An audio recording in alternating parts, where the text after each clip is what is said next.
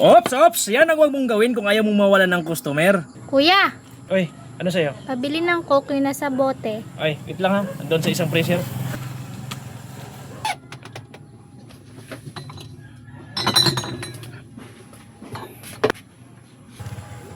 Plastic ko pa?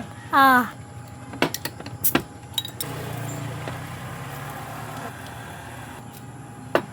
Oo. Buti dito kayo bumili may tindahan naman doon sa inyo malapit.